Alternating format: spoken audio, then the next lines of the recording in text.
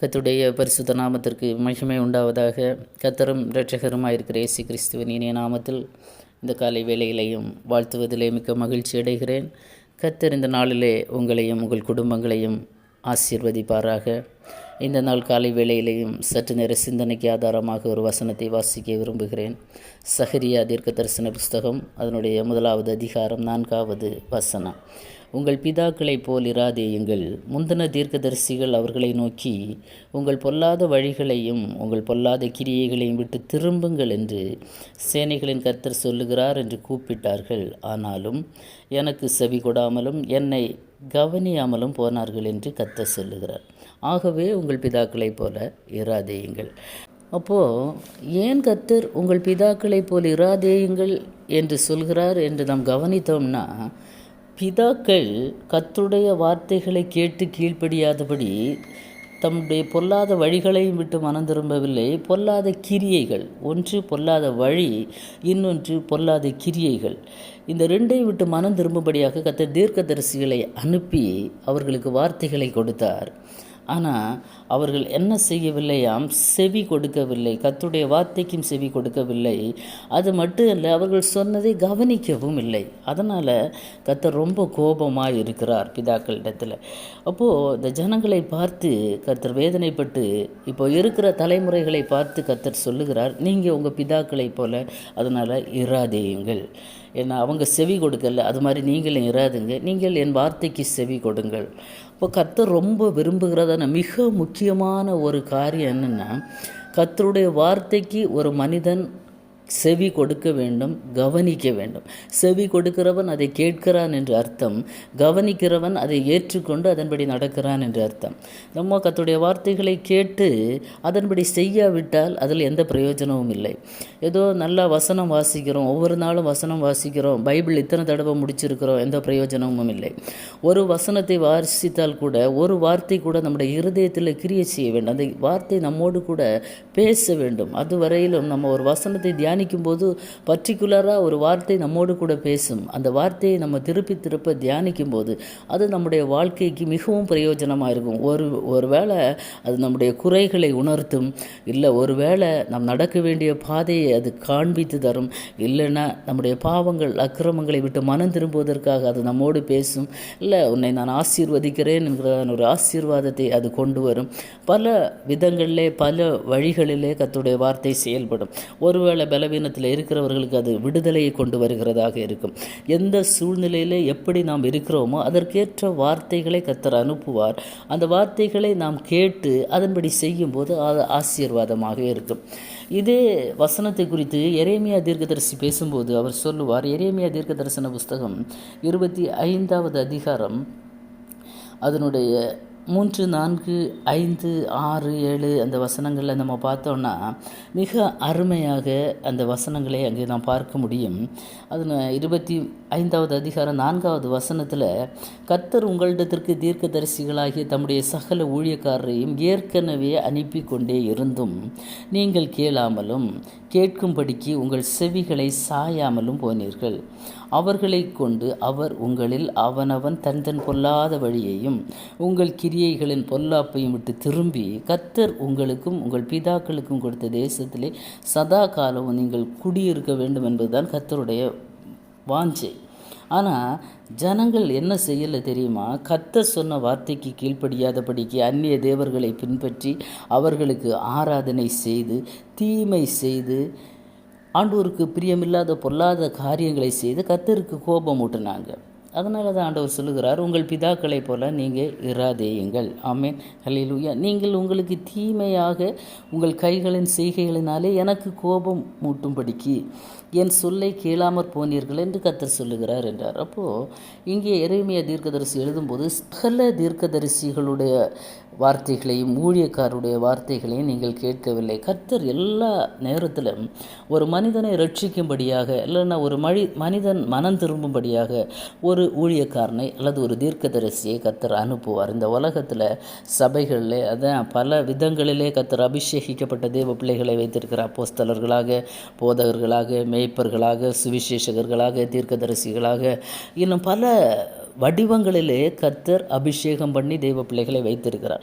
இப்பேற்பட்ட தேவ மனிதர்களுடைய வார்த்தைகள், வேத வார்த்தைகள், அவர்கள் பேசுகிறதான வார்த்தைகளை கர்த்தருடைய வார்த்தைகளாக எண்ணி நாம் அதை கேட்கும்போது நமக்கு அது பிரயோஜனமாக இருக்கும். ஆமென், ஹல்லேலூயா. ஏன்னா ஆண்டவருடைய வார்த்தை மிக முக்கியமானது. இந்த வேத புத்தகத்தில் இருக்கிறதான அத்தனை வார்த்தைகளும் ஜீவனுள்ள வார்த்தைகள். அந்த வார்த்தை மாம்சமாகி, யோவான் 1 நம்ம பார்த்தோம்னா, ஆதியிலே வார்த்தை இருந்தது, அந்த வார்த்தை தேவனிடத்தில் இருந்தது, அந்த வார்த்தை தேவனாய் இருந்தது, அவர் ஆதியிலே தேவனோடு இருந்தார், சகலமும் அவர் மூலமாய் உண்டாயிற்று என்று நாம் பார்க்கிறோம். அப்போது வார்த்தையாகிய கிறிஸ்து அவர் சுயமாக எதையுமே சொல்கிறதில்லை. பிதா தனக்கு எதை ஒப்பு கொடுக்கிறாரோ, எதை பிதா தன்னை கொண்டு எதை சொல்கிறாரோ அதே வார்த்தையை குமாரனாகிய கிறிஸ்து வார்த்தையாக வெளிப்படுத்துகிறார். அதுதான் நம்ம வேதத்தில் பார்த்தோம்னா வாசிக்கும்போது யோவான் எழுதின சுவிசேஷத்தில் மிக அருமையான ஒரு வார்த்தையை நம்ம பார்க்க முடியும்.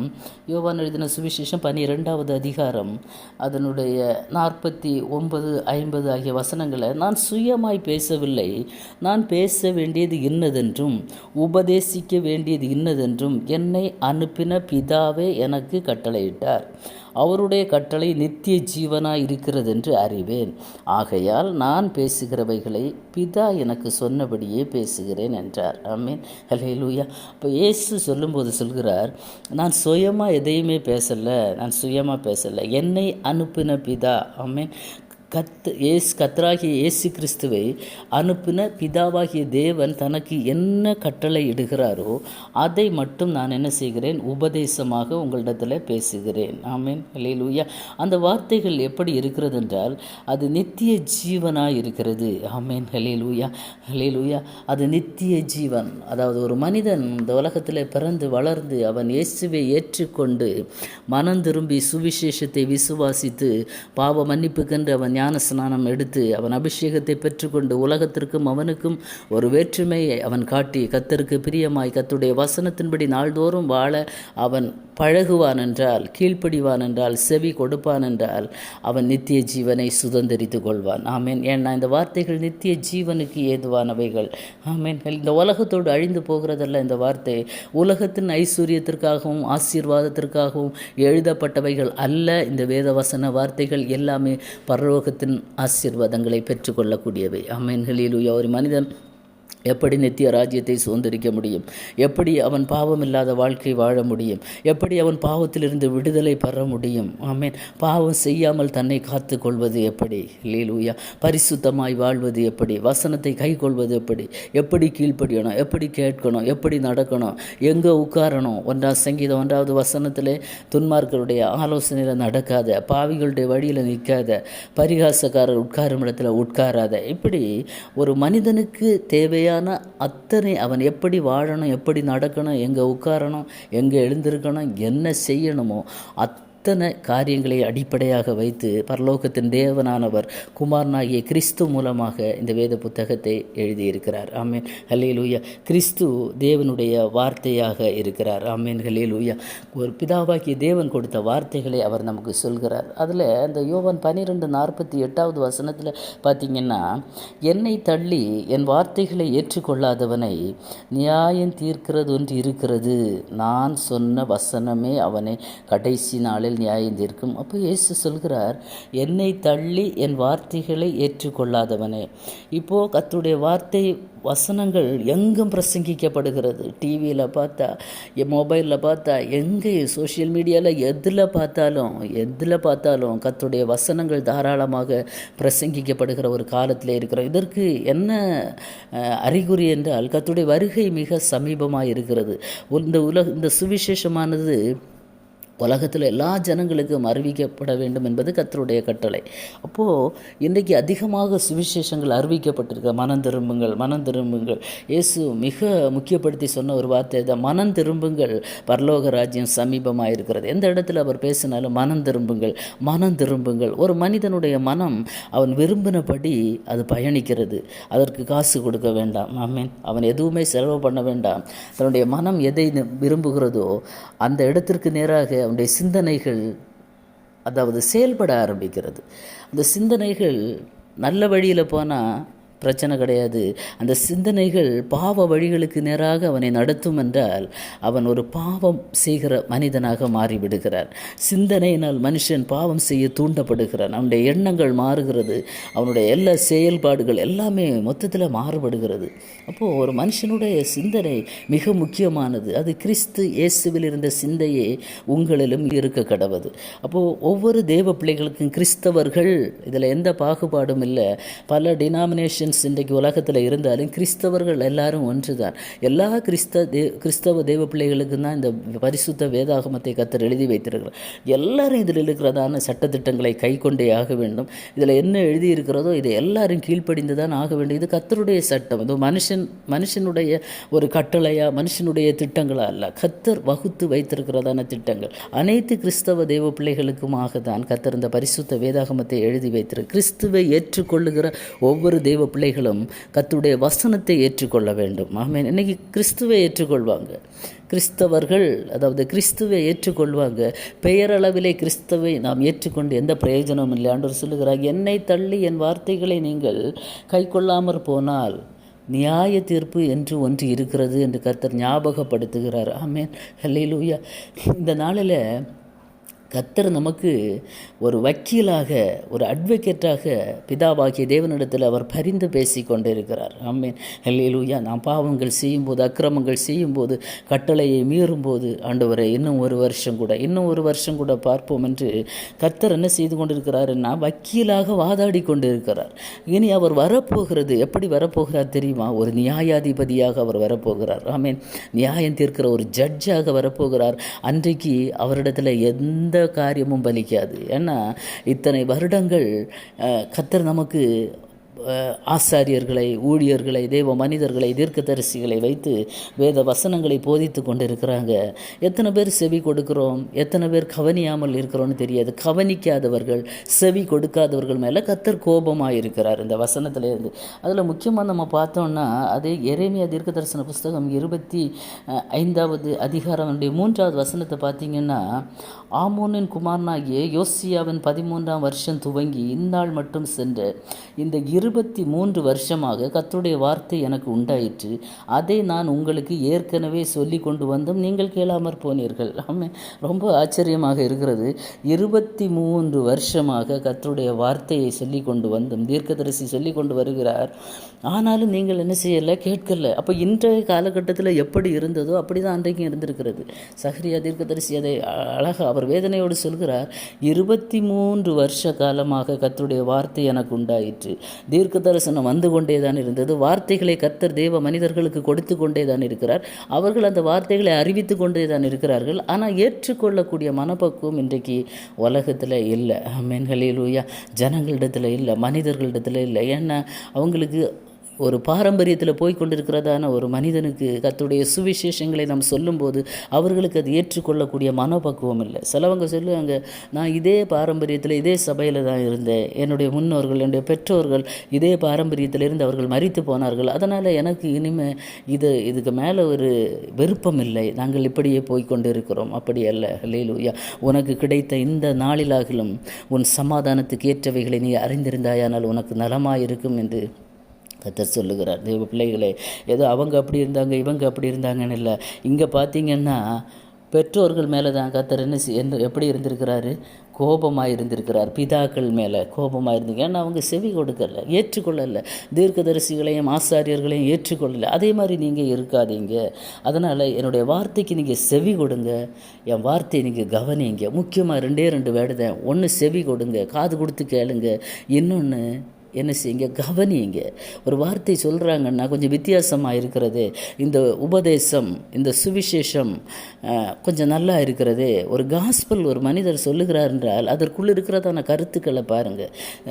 எல்லாவற்றையும் அறிந்த தேவ பிள்ளைகள் அல்ல, அறியாதவங்க, இன்னும் சரியான ஒரு ரட்சிப்புக்கு நேராக வழி நடத்தப்படாத தேவ பிள்ளைகளுக்கு நான் சொல்லுகிறேன், ஒருவர் ஒரு காஸ்பல் உங்களுக்கு அறிவிக்கிறார் என்றால், ஒரு சுவிசேஷம் உங்களுக்கு அறிவிக்கப்படுகிறது, அது ஒருவேளை ஒரு தீர்க்கதரிசியை கொண்டா இருக்கலாம், இல்லைன்னா ஒரு ஒரு சுவிசேஷகனை கொண்டா இருக்கலாம், இல்லை ஒரு பாஸ்டர் யாராகவும் இருக்கட்டுமே, எந்த ஒரு வழியிலையாவது உங்களுக்கு சுவிசேஷங்கள் அறிவிக்கப்படுகிறது என்றால் கொஞ்சம் செவி கொடுத்து கேளுங்க. இல்லை நான் இப்படி தான் இருப்பேன், இந்த சபை தான் அந்த எந்த சபையும் பரலோகத்திற்கு கொண்டு போகாது. கர்த்தருடைய வார்த்தையை செவி கொடுத்து கவனித்து அதன்படி நடக்கிற மனுஷன் மட்டுமே பரலோக ராஜ்யத்திற்கு நேராக நடக்க முடியும். ஏன்னா கவனிக்காதவங்களையும் கேட்காதவங்க மேலே கர்த்தர் கோபமாக இருக்கிறார். அவங்க கர்த்தருடைய லிஸ்ட்டில் அவங்க பெயர் இல்லை. ஆமீன், அல்லேலூயா. ஒருவேளை சேர்ச்சு புக்கில் உங்களுக்கு பெயர் இருக்கல, உங்கள் நாமங்கள் பரலோகத்தில் எழுதப்பட்டிருந்தால் சந்தோஷப்படுங்க. கடந்த நாட்களில் ஒரு சகோதரி சொல்லும்போது சொன்னாங்க, ஒரு மிக பிரபலமான ஒரு சபை பேரை சொல்லி, நாங்கள் இந்த சர்ச்சில் மெம்பர், அது எங்களுக்கு பெருமையாக இருக்கிறது. இன்றைக்கு அதே மாதிரி பேர் கிறிஸ்தவர்கள் தான் சொல்லி கொண்டு வந்தாங்கன்னு பார்த்தா இன்றைக்கு ஆவிக்குரியவங்க பெருமை பாராட்ட தொடங்கி இருக்கிறாங்க. இத்தனை விசுவாசிகள், இத்தனை ஆயிரக்கணக்கான சர்ச் விசுவாசிங்க இருக்கிறாங்க, இந்த சர்ச்சில் நாங்கள் மெம்பராக இருக்கிறோம். ஆமீன். எந்த பிரயோஜனமும் இல்லை. ஆமீன். மந்தையின் பெருக்கத்தை கண்டு யாரும் அதை பற்றி பெருமை பாராட்ட வேண்டாம். நமக்கும் கிறிஸ்துவுக்கும் இருக்கிற தொடர்பு இன்றைக்கு எப்படி இருக்கிறது தேவ பிள்ளைகளை? ஆமீன், அல்லேலூயா. அடிப்படை உறுப்பினர் என்ற பெயர் இருந்ததோட எதையுமே நம்ம சாதித்து விட முடியாது. இந்த உலகத்தில் இருக்கிற சர்ச் புக்கில் இருக்கிற பேர் எல்லாம் இந்த உலகத்தோடு அழிந்து விடும், எல்லாம் ஒரு நாள் அழிந்து விடும். ஆனால் பரலோகத்தில் ஜீவ புஸ்தகத்தில் பேர் எழுதப்பட்டிருந்தால் அது ஒரு நாளும் கர்த்தர் மாற்ற மாட்டார். ஆமென், அல்லேலூயா. உங்கள் நாமங்கள் பரலோகத்தில் கர்த்தருடைய ஜீவ புஸ்தகத்தில் எழுதப்பட்டிருக்கிறதா என்பதை உறுதி செய்யுங்க. என்ன செய்யணும் தெரியுமா? இயேசு கிறிஸ்து என்று அல்லனா தெய்வம் என்று நாம் விசுவாசிக்கிறோமே, சுவிசேஷத்தை நாம் செவி கொடுத்து கேட்டு கவனித்து அதன்படி செய்ய பழக வேண்டும். ஆமென். அடிப்படையாக ஒரு மனுஷன் முதலாவதாக மனம் திரும்ப வேண்டும். பெற்றோர் அப்படி இருந்தாங்க, பிதாக்கள் அப்படி இருந்தாங்க, இருக்கட்டும், இருந்துவிட்டு போய்விடட்டுமே. இன்றைக்கு நம்முடைய நிலைமைகள் எப்படி இருக்கிறது? உண்மையான ஒரு கிறிஸ்துவை உடையவர்களாக இருக்கிறோமா? ஆமீன், அல்லேலூயா. இல்லை லெங்த் டேஸ் கிறிஸ்தவங்களாக இருக்கிறீங்களா? ஆமீன். அதனால் 40 நாட்கள் நீங்கள் மீன் சாப்பிடாம இறைச்சி சாப்பிடாம விரதம் இருந்து எந்த பிரயோஜனமும் இல்லை. சுவிசேஷத்தை விசுவாசிங்க, கர்த்தரை முழுமையாக ஏற்றுக்கொள்ளுங்க, சத்தியத்தை சத்தியமாக ஏற்றுக்கொண்டு அதன்படி நடக்க பழகுங்க. அதை அப்படியே நம்ம உட்கொள்ள வேண்டும். ஆமேன். ஒரு மனிதன் மனம் திரும்பி பாவ மன்னிப்புக்கென்று பிதா குமாரன் பரிசுத்த ஆவியின் நாமத்தினாலே ஜலத்தில் மூழ்கி ஞானஸ்நானம் எடுத்து அவன் கரை ஏறும்போது பரலோகத்தில் ஜீவ புஸ்தகத்தில் அவனுடைய பெயர் எழுதப்படுகிறது. கிறிஸ்து நமக்கு மாதிரியை காட்டி வைத்திருக்கிறார். ஆமேன். எந்த சபையில் போகிறீங்களோ, எந்த சபை எந்த சடங்காச்சாரம் நமக்கு தேவையில்லை. வசனம் என்ன சொல்கிறதோ அதற்கு நாம் கீழ்ப்படிய வேண்டியது அவசியமாக இருக்கிறது. இயேசு ஞானஸ்நானம் எடுத்து கரையேறின உடனே பரலோகத்திலிருந்து ஒரு புறாவானவர், ஆமேன், பரிசுத்த ஆவியானவர் அவர் மேலே இறங்கினார். தேவ பிள்ளைகளே, எல்லாமே திருஷ்டாந்தங்களாக எழுதப்பட்டிருக்கிறது, எல்லாமே எழுதப்பட்டிருக்கிறது. அவர் நமக்கு சில முன்மாதிரிகளை வைத்து போயிருக்கிறார். அதன்படி நீங்களும் செய்யுங்கள் என்று சொல்கிறார். சகல ஜாதிகளை நீங்கள் சீஷராக்கி, ஆமேன். குழந்தையில கொண்டு போய் ஞான ஸ்நானம் கொடுக்குறாங்க. இயேசு சொல்கிறார், நீங்கள் என்ன செய்யுங்க, நீங்கள் புறப்பட்டு போய் சகல ஜாதிகளையும் சீஷராக்கி, முதல்ல சீஷனாக்கணும். ஒரு மனிதனை அவன் கர்த்தரை தெரியாமல் இருக்கலாம், அறிந்திருக்கலாம், சுவிசேஷத்தை ஏற்றுக்கொள்ளாதவனாக இருக்கலாம். அவனை சீஷனாக்க வேண்டியது ஒரு முக்கியமான ஒரு கடமை. ஆமேன். அவன் சீஷனாக்கி அவனுக்கு பாவ மன்னிப்புக்கென்று, ஆமீன், பாவம் அவன் செய்த பாவங்கள் அவன் உணர்ந்து தேவ சமூகத்திலே அறிக்கையிட வேண்டும். கிறிஸ்து என்னுடைய பாவத்திற்காக அடிக்கப்பட்டார், அவர் நொறுக்கப்பட்டார், அவர் என்னுடைய பாவத்துக்காக, என்னுடைய அக்கிரமத்திற்காக இந்த பாடுகளை பட்டார், அதை நான் விசுவாசிக்கிறேன் என்று சொல்லி அவருடைய மரணத்திற்குள்ளான அந்த ஞானஸ்நான அந்த சத்தியத்தை நாம் ஏற்றுக்கொண்டு அந்த உடன்படிக்கையை நாம் பண்ணி கிறிஸ்து மரித்து உயிர் தெழுந்தது போல அந்த மரணத்தின் அந்த சடங்கு, அந்த நினைவு கூறுதலை நாம் அந்த ஞானஸ்நானத்திலே நாம் என்ன செய்கிறோம்? கடைபிடிக்கிறோம். ஆமீன். அப்படி தான் நம் ஞானஸ்நானம் இன்றைக்கி சின்ன குழந்தைகளுக்கு கொடுக்குறாங்க ஞானஸ்நானம். அந்த பிள்ளைகளுக்கு, பிஞ்சு குழந்தைகளுக்கு என்ன தெரியும்?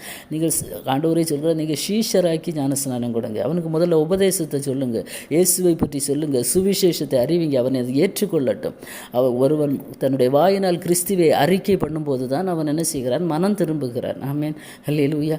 அவன் இருதயத்தில் விசுவாசித்து வாயினால் அறிக்கை பண்ண, இருதயத்தில் விசுவாசிக்கிறான். இயேசுன்னு ஒருத்தர் இருக்கார், என் பாவங்களுக்காக அவர் அடிக்கப்பட்டார், மரித்தார், 3ஆம் நாள் உயிர் தெழுந்தார், அதை நான் விசுவாசிக்கிறேன் என்று அவன் வாயினால் அறிக்கை செய்வான். சபையில் எழும்பி 100 பேர், 1000 பேர், 5000 பேர் இருக்கட்டும், அந்த சபை நடுவாக அவன் சாட்சி சொல்ல வேண்டும். இயேசுவை நான் விசுவாசிக்கிறேன், என்னுடைய பாவங்களுக்காக அவர் மரித்து அடக்கம் பண்ணப்பட்டு 3ஆம் நாள் உயிர் தெழுந்தார், நான் ஞான ஸ்நானம் எடுக்க இப்போ தகுதியாக இருக்கிறேன், அதுதான் ஞானஸ்நானத்திற்கு முதற்படி. ஒரு மனிதன் சீஷனாகி அவன் ரட்சிக்கப்படுகிறவர்களை கர்த்தர் அனுதினமும் சபையிலே சேர்த்து கொண்டு வருகிறார். அவன் சபையிலே ஒரு அங்கமாக ஒரு சீஷனாகிறான். அதுக்கப்புறமாக அவன் பாவ மன்னிப்புக்கு ஞானஸ்நானம் எடுத்துக்கொள்கிறான். ஆமீன்.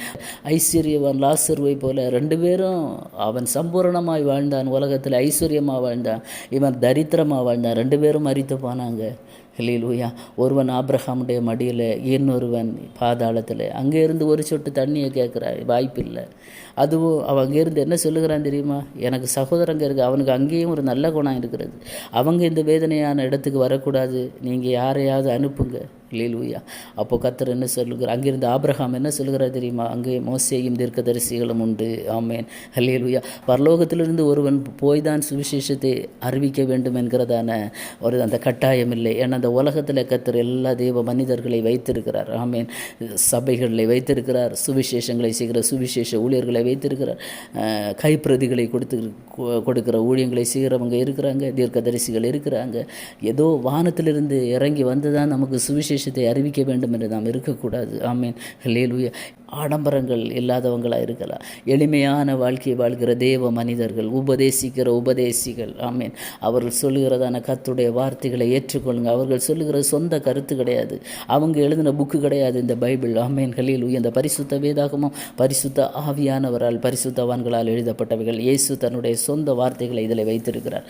அது என்ன வார்த்தைகள்? பிதா தனக்கு ஒப்பு கொடுத்த வார்த்தைகளை மட்டும் அவர் சொல்லியிருக்கிறார். ஆமேன். ஹல்லேலூயா. அப்போது அதை அவர் நமக்கு கைமாறுகிறார். ஆமேன். ஹல்லேலூயா. அதை நமக்கு அவர் அறிவிக்கும் போது அது எந்த மனிதர் மூலமாக அறிவிக்கப்பட்டாலும் அதை நாம் ஏற்றுக்கொள்ள வேண்டிய சத்தியத்தை விதைக்கிற இடங்கள். ஆமேன். சத்தியத்துக்கு விரோதமாக இருந்தால் நீங்கள் ஏற்றுக்கொள்ள வேண்டாம். அந்த வேத வசனத்திற்கு ஒப்புமையாக ஏற்றதாக, வேத வசன சத்தியத்திற்கு ஏற்றதாக இருந்தால் யார் சொன்னாலும் நம்ம அதை என்ன செய்யலாம்? ஏற்றுக்கொள்ளலாம். ஆமேன். ஏற்றுக்கொள்ளாத பட்சத்திலே கர்த்தர் சொல்லுகிறார், நியாய தீர்ப்பு என்று ஒரு நாள் வருகிறது. ஆமேன். ஹல்லேலூயா. அந்த நாளிலே நம்ம எதுவுமே செய்ய முடியாது. ஏசாயா தீர்க்கதரிசி சொல்லும்போது சொல்லுகிறார், உங்கள் பாவங்கள் சிவேரென்று இருந்தாலும், உறைந்த மழையை போல இருந்தாலும் வெண்மையாகும், அவைகள் இரத்தாம்பரம் போல சிவப்பாக இருந்தாலும் பஞ்சை போல் ஆகும். கர்த்தர் ரொம்ப நல்லவர். என்ன? ஏசாயா தீர்க்கதரிசனம் 1வது அதிகாரம் அவருடைய 16வது வசனத்தில் சொல்கிறார், உங்களை கழுவி சுத்திகரியுங்கள், உங்கள் கிரியைகளின் பொல்லாப்பை என் கண்களுக்கு மறைவாக அகற்றிவிட்டு தீமை செய்தலை விட்டு ஓயுங்கள். தீமை செய்யாதுங்க, பொல்லாத வழியில் இதை தான் திருப்பி திருப்பி கர்த்தர் சொல்லி கொண்டிருக்க. தீமை செய்யாதுங்க, பொல்லாத வழியில் போகாதுங்க, பாவம் செய்யாதுங்க, அக்கிரமம் செய்யாதுங்க, இதெல்லாம் விட்டு ஓய்ங்க, என் கண்களுக்கு முன்பாக இதெல்லாம் நீங்கள் செய்யாதுங்க. அப்போ என்ன தான் செய்யணும்னு கேட்குறீங்களா? அடுத்த வசனத்தில் நன்மை செய்ய படியுங்க, நியாயத்தை தேடுங்க, ஒடுக்கப்பட்டவனை ஆதரிங்க, திக்கற்ற பிள்ளைகளுக்கு நியாயத்தை, விதவையின் வழக்கையும் விசாரியுங்கள். ஆமேன். உங்கள் பாவங்கள் எவ்வளவுதான் இரத்தாம்பரம் போல சிவப்பாக இருந்தாலும், இல்லையிலூயா, எப்பேற்பட்ட பாவத்திற்கு அடிமைப்பட்டு நீங்கள் இருந்தாலும் அந்த பாவத்தை தேவ சமூகத்தில் அறிக்கையிட்டீங்கன்னா கர்த்தர் அந்த பாவத்திலிருந்து உங்களுக்கு விடுதலை தருவார். அது பஞ்சை போல கர்த்தர் வெண்மையாக மாற்றுவார். ஆமேன். ஏன்னா பாவிகளை ரட்சிக்க தான் கிறிஸ்து இயேசு இந்த உலகத்தில் வந்து பாடுபட்டார். ஆமேன். ஹல்லேலூயா. கெட்டு போனதை ரட்சிக்க தான் இயேசு வந்தாரே தவிர பரிசுத்தவான்களை மீட்டுக்கொள்ளும்படியாக இல்லை.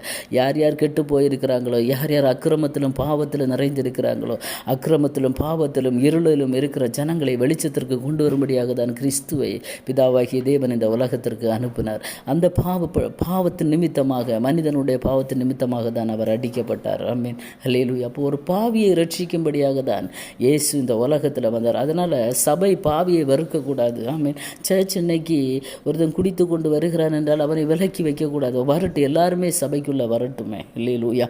பாவியை ரட்சிக்கும்படியாக தான் கிறிஸ்துவே உலகத்தில் வந்தார். அவர் எப்பேற்பட்ட பாவியையும், எந்த அநேக பாவங்களில் ஈடுபட்டவங்களை இயேசு அவர்களுக்கு நல்ல சுவிசேஷத்தை சொல்லி கிறிஸ்து அவரோடு கூட அந்த வார்த்தைகளை ஏற்றுக்கொண்டு பாவங்களை அவர் மன்னித்து அவர்களை என்ன செய்திருக்கிறார்? பரிசுத்தப்படுத்தி இருக்கிறார். நம் வேதத்தில் அநேக அத்தாட்சிகள் இருக்கிறது. ஐ ஹல்லேலூயா.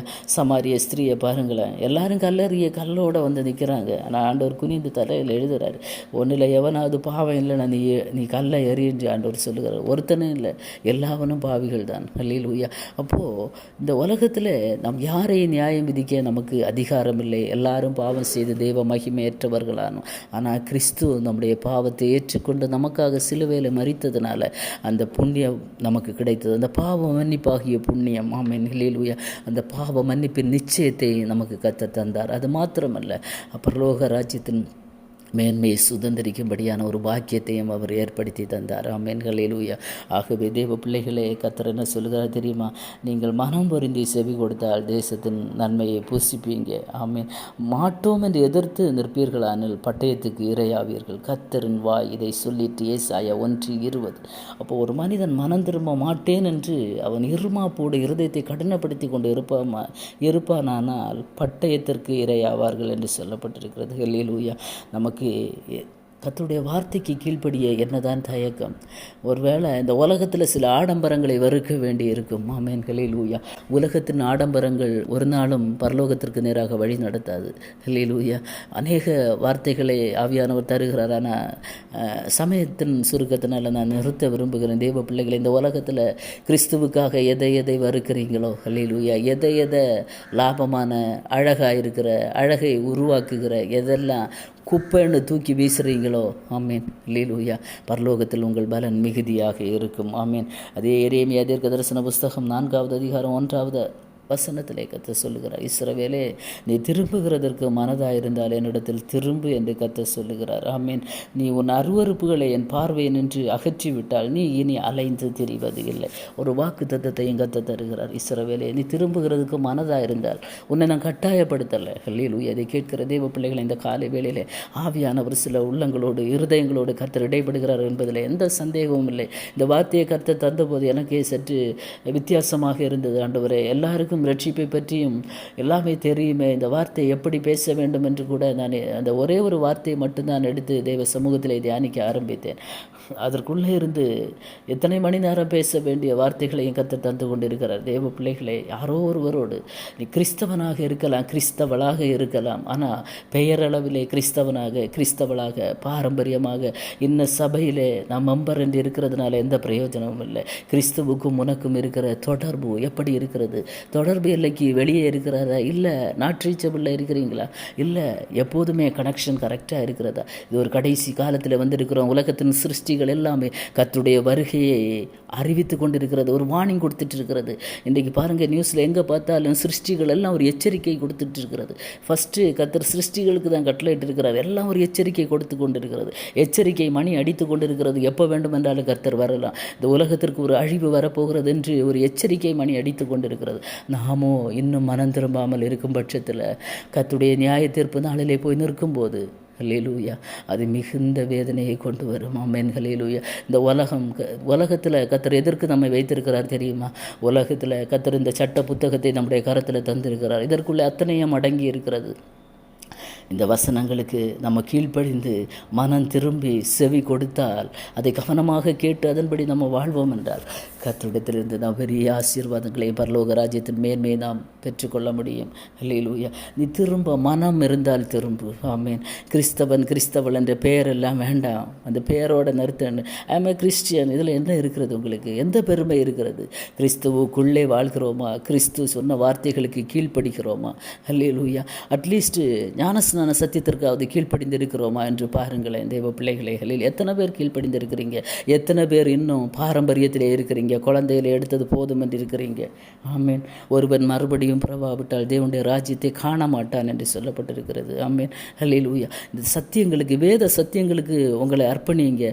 பெந்தேகோஸ்தே சபை என்று நீங்கள் அப்படி அர்ப்பணிக்க வேண்டாம். அது ஏதோ எனக்கு பிடிக்காது அப்படி என்று வேண்டாம். எந்த சபைக்கும் உரியதில்லை பைபிள். ஆமீன். ஹல்லேலூயா.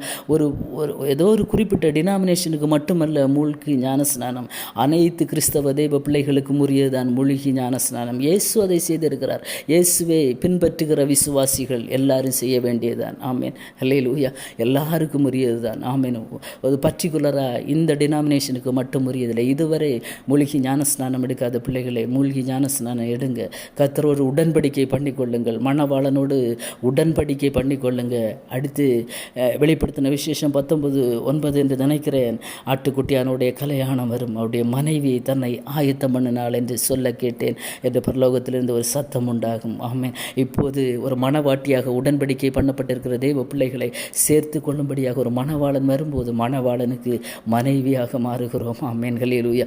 அதான் பவுல் சொல்லும்போது, கிறிஸ்து என்னும் ஒரே புருஷனுக்கு உங்களை கற்புள்ள கன்னிகையாக. ஆமேன். இந்த உலகத்தில் நீங்கள் எதை நேடி இருக்கிறீங்களோ, எத்தனை ஏக்கர் வைத்திருக்கிறீங்களோ, எத்தனை பைக், எத்தனை காரு, எத்தனை வீடு இருக்கிறீங்களோ, இருக்கிறீங்களோ இதெல்லாம் கர்த்தர் கேட்க போகிறதில்ல. எப்பா நீ உண்மையிலே மனம் திரும்பினியா, பாவத்தை விட்டு மனம் திரும்பினியா, என் வார்த்தையை கேட்டியா, நீ அல்லேலூயா கிறிஸ்துவோடு கூட பாவ மன்னிப்புக்கென்று ஞானஸ்நானம் எடுத்துக்கொண்டாயா, பரிசுத்தமான வாழ்க்கை வாழ்கிறாயா, அபிஷேகத்தை பெற்றுக்கொண்டாயா, ஒரு வேறுபட்ட வாழ்க்கை வாழ்கிறாயா, இதை மட்டும்தான் கர்த்தர் கேட்க போகிறார். ஆமென். வேறு என்னத்தை கர்த்தர் நம்மிடத்தில் கேட்க போகிறார். ஆமென். அல்லேலூயா. இந்த அடிப்படை காரியங்களில் இதற்கு நாம் கீழ்ப்படிவதற்கு நமக்கு இன்றைக்கு என்ன தடையாக இருக்கிறதோ அந்த தடைகளை எல்லாவற்றையும் உடைத்து எறிந்து விட்டு கிறிஸ்துவுக்காக, ஆமென் அல்லேலூயா, ஏதோ லென்த் டேஸ் என்று சொல்லி இதில் நீங்கள் வருத்தப்பட்டு ஐயோ இயேசு மரித்து போனார் என்று வருத்தப்பட வேண்டிய எந்த அவசியமும் இல்லை. கிறிஸ்து மரித்ததினால்தான் நமக்கு ஒரு ரட்சிப்பு வெளிப்பட்டது. ஆமென் அல்லேலூயா. கிருபாசனத்தண்டையிலே கிட்டி சேரக்கூடிய ஒரு பாக்கியத்தை கர்த்தர் நமக்கு தந்திருக்கிறார் தேவ பிள்ளைகளே. ஆகவே இந்த காலை வேளையிலே ரெண்டு வார்த்தை தான். ஆண்டவரே உம்முடைய வார்த்தைக்கு நான் செவி கொடுக்கிறேன். என்னுடைய பிதாக்கள் எல்லாரையும் போல அல்ல ஆண்டவரே அல்லேலூயா. என்னுடைய முற்பிதாக்கள் ஒருவேளை இந்த சத்தியத்தை ஏற்றுக்கொள்ளவில்லை, ஒருவேளை ஏற்றுக்கொள்ளாமல் இருக்கலாம், அவர்கள் ஏற்றுக்கொள்ளாமல் இருக்கலாம், அது அவங்களுக்கு தான் தெரியும். அதனால் நானும் இப்படி தான் இந்த சுவிசேஷத்தை ஏற்றுக்கொள்ள மாட்டேன் என்று இருமாப்பு வேண்டாம் சகோதரனே சகோதரியே. உனக்கு கிடைத்த இந்த நேரம் பாக்கியமாக எண்ணுங்கள். ஏன் தெரியும் இஸ்ரவேலே, நீ மனம் திரும்புகிறதுக்கு மனது இருந்தால் நீ மனம் திரும்பு. ஆமென் அல்லேலூயா. நீ உன் அருவருப்புகளை என் பார்வை நின்று அகற்றிவிட்டால், அருவருப்பான காரியங்கள், கர்த்தர் அருவருக்கிற காரியங்கள், ஆமென் அல்லேலூயா. கர்த்தர் எதெல்லாம் அருவருக்கிறார்? விக்கிரக ஆராதனையை கர்த்தர் அருவருக்கிறார். ஆமென் அல்லேலூயா. பாவங்களை கர்த்தர் அருவருக்கிறார், அக்கிரமங்களை கர்த்தர் அருவருக்கிறார். இதெல்லாம் நீ விட்டு திரும்பினால், இதெல்லாம் உன்னை விட்டு நீ அகற்றி விட்டால், நீ என்னை அலைந்து திரிவது இல்லை. இது ஒரு வாக்கு தத்தம். ஆமீன். எத்தனை பேர் இந்த காலை வேளையில் ஒப்பு கொடுக்க போகிறீங்க? இதை கேட்கிற தேவ பிள்ளைகளே அல்லேலூயா. இதுவரை இயேசுவை ஏற்றுக்கொள்ளாவிட்டால், ஆமீன் அல்லேலூயா, இதுவரை இயேசுவை மனதார கிறிஸ்தவர்களாக இருக்கலாம், ஆனால் சொந்த இரட்சகராக இதுவரை ஏற்றுக்கொள்ளாவிட்டால், இன்றைக்கு உங்களுக்கு மனம் இருந்தால் அவரை ஏற்றுக்கொள்ளுங்க. ஆமீன் அல்லேலூயா. ஆண்டவர் யாரையுமே கட்டாயப்படுத்தலை.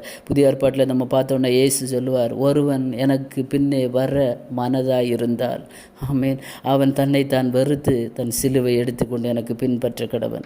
ஆமேன். கர்த்தர் மனதாக இருந்தால் தான் சொல்லுகிறார். இங்கேயும் பிதா சொல்லும்போது சொல்கிறார், நீ மனம் இருந்தால் நீ என்னிடத்தில் வாப்பா இல்லையா, நான் உன்னை எப்போ வேணாலும் நான் சேர்த்துக்கொள்ள தயாராக இருக்கிறேன். உனக்கு மனம் இருந்தால் எப்போது வேண்டுமானாலும் நீ வரலாம். ஆனால் ஒன்றை நினைத்து கொள்ள வேண்டும், இனி காலம் செல்லாது. ஆமேன் அல்லேலூயா. வருகையின் அடையாளங்கள் எங்கும் நடந்தேறி கொண்டிருக்கிறதான இந்த காலத்திலே கர்த்தர் எப்போ வேண்டும் என்றாலும் வரலாம்.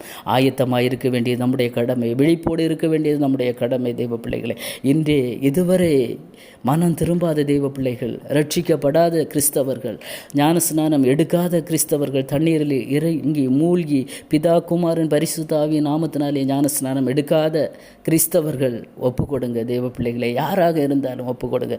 இது நம்முடைய சொந்த கருத்தல்ல, பரிசுத்த வேதாகமம் நமக்கு சொல்கிறதான ஜீவனுள்ள தெய்வ வார்த்தைகள். ஆமேன். இதை நீங்கள் கை கொள்ளலைன்னா கர்த்தர் உங்கள் மேல் கோபமாக இருப்பார். நாம் அலைந்து திரிய வேண்டிய சூழ்நிலை ஒரு நாள் வரும். அதற்கு முன்னதாக நாம் கர்த்தருடைய சமூகத்தில் ஒப்பு கொடுத்தோம் என்றால் இனி நீ அலைந்து திரிவது இல்லை. என்ன செய்ய வேண்டும் தெரியுமா? என்னுடைய வார்த்தைகளுக்கு நீ செவி கொடு. ஆமென் அல்லேலூயா. செவி கொடு, என்னுடைய வார்த்தைகளை நீ கவனி என்று கர்த்தர் சொல்லுகிறார். கர்த்தருடைய வார்த்தைக்கு செவி கொடுப்போமா? அவருடைய வார்த்தையை கவனிப்போமா? அல்லேலூயா. மாட்டேன் என்று சொல்லாதபடிக்கு இன்றைக்கு தேவ சமூகத்திலே அர்ப்பணியுங்கள். கர்த்தர் உங்களை உங்கள் குடும்பங்களையும் ரட்சித்து அல்லேலூயா வரப்போகிற பெரிய அழிவன் என்று காப்பாற்றி அந்த பரலோக ராஜ்யத்தின் மேன்மையை கற்று தருவார். கண்களை மூடி ஜெபிப்போமா? தகப்பனே, இந்த நல்ல காலை வேலைக்காக உமக்கு நன்றி ஆண்டவரே. ஆண்டவரே, ஒரு ரட்சிப்பின் சுவிசேஷத்தை அறிவிக்கும்படியான கிருபையை தந்திருக்கிறீர் ஆண்டவரே. மிகுந்த பயத்தோடும் தாழ்மையோடு இந்த வார்த்தைகளை சமூகத்திலே அப்பா அறிவித்திருக்கிறேன் கர்த்தாவே. ஆண்டவரே, ஏதோ ஒரு ஆத்மாவாகலும் இதை கேட்டு மனம் திரும்பும்போது பரலோகத்திலே மிகுந்த சந்தோஷம் உண்டாகுமே தகப்பனே. ஆண்டவரே, இதுவரை கிறிஸ்தவர்களாக இருந்தும் மனம் திரும்பாத தேவ பிள்ளைகள் இருப்பாங்க ஆண்டவரே. அப்போ பாரம்பரிய கிறிஸ்தவத்திற்குள்ளே இருக்கிறவங்கள் ஆண்டவரே கர்த்தருடைய வார்த்தையை அப்படியே ஏற்றுக்கொள்ளட்டும், செவி கொடுத்து கவனிக்க கர்த்தர் உதவி செய்வீராக ஆண்டவரே. அப்போ அப்படி கவனித்து அதன்படி செய்யும்போது இனி நீ அலைந்து திரிவதில்லை என்று சொன்னீங்களேப்பா. எப்பேற்பட்ட பாவமாக இருந்தாலும், இரத்தாம்பரத்தை போல சிவப்பாக இருந்தாலும் நான் உன்னை மன்னித்து பஞ்சை போல வெண்மையாக்குவேன் என்று சொல்லியிருக்கிறீர் ஆண்டவரே. பாவத்திலும் அக்கிரமத்திலும் அடிமைப்பட்டிருக்கிற பிள்ளைகள் கர்த்தருடைய சமூகத்திலே பாவங்களை அறிக்கையிட்டு ஜெபிக்க கர்த்தர் உதவி செய்வீராக. பாவ மன்னிப்பின் நிச்சயத்தை பெற்றுக்கொள்ளட்டும். கிறிஸ்துவோடு கூட ஞான ஸ்நானத்தினால் உடன்படிக்கை பண்ணி கொள்ளட்டும். ராஜாதி ராஜா வரப்போகிறீர் என்பதை உணர்ந்து ஒரு பரிசுத்தமான வாழ்க்கை வாழட்டும். கர்த்தரை ஆயத்தப்படுத்துங்க ஆண்டவரே. தேவ பிள்ளைகள் ஒரு ஆத்துமா கூட அழிந்து போகக்கூடாதப்பா. இந்த செய்தியை கேட்கிற அத்தனை பேர் நாங்கள் பரலோகத்திலே ஒன்று சேர்ந்து கர்த்தரை துதிக்க வேண்டும் கர்த்தாவே. அல்லேலூயா. நாங்கள் ஒன்று சேர்ந்து கர்த்தரை பரலோகத்திலே மகிமைப்படுத்த வேண்டும். அந்த பாக்கியத்தை கர்த்தர் தருவீராக. கேட்கிற ஒவ்வொரு குடும்பங்களிலும் தேவ சமாதானம் உண்டாகட்டும். ரட்சிப்பு வெளிப்படட்டும் ஆண்டவரே. கர்த்தருடைய வார்த்தைக்கு எல்லாரும் செவி கொடுக்க கர்த்தர் உதவி செய்வீராக. கவனித்து நடக்க கர்த்தர் உதவி செய்வீராக ஆண்டவரே. இந்த பெரிய பாக்கியத்தை ஒவ்வொரு பிள்ளைகளுக்கும் கர்த்தர் கொடுப்பீராக ஆண்டவரே. பெரிய காரியங்களை செய்யுங்க. பெரிய காரியங்களை தேவ சமூகத்தில் எதிர்பார்த்து காத்திருக்கிறோம்ப்பா. ஒரு ஆத்மா ரட்சிப்புக்காக, அறுவடைக்காக நாங்கள் காத்திருக்கிறோம் ஆண்டவரே. அப்பா கர்த்தர் பெரிய காரியங்களை செய்யுங்க. நீங்கள் மாத்திரம் மகிமைப்படுவீராக. ஆசீர்வதியும். இயேசுவின் மூலம் ஜெபத்தை கேளும் ஜீவனுள்ள நல்ல பிதாவே. ஆமேன், ஆமேன். God bless you.